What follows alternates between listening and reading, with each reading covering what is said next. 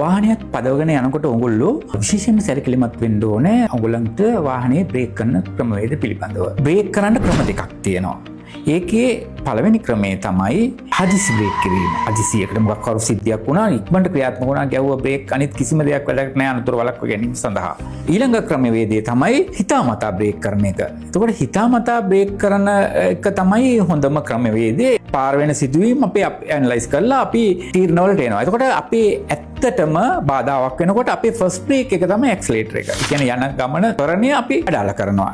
ඒක ප්‍රමාණවත් නැත්නම් අපිට පුළුවන් අපේ බ්‍රේක් එකට කකුල ගන්නවා ස්මූත්ලි බ්‍රේක් ගහන්නේ. ඒ ඇතුළේ ඉන්න අයට නොදැනෙන ආකාරයට බොහොම ස්මූත්ලි බ්‍රේක් කරන්න පුළුවන් නම් ඒක ගොඩාක් පහසුයි. ඒ වගේම වාහනයටත් බොහොම හොඳයි. මොකද වාහනයක් බ්‍රේක් කරනවා කියන්නේ හදිස්සියෙ මුළු වාහනේ බොඩි එකම දැඩි තෙපොල් දීමකට ලක් වෙනවා. දැඩි කම්පනයකටපත් වෙනවා. ඒ නිසා ඒක ඔයාගේ වාහනයටත් හානියක්, ඇතුළේ තියෙන බඩු මුට්ටු ප්‍රවාහනය කරනවා නම් ඒවටත් හානි වෙනවා. ඇතුළේ ඉන්න අයත් අපහසුවටපත් වෙනවා. ඔයා කරන ඩ්‍රයිවිං වල තෘප්තිය අනිත් අයට ලබා දෙන්න. ඒක තමයි ක්වොලිටි ඩ්‍රයිවිං කියලා කියන්නේ.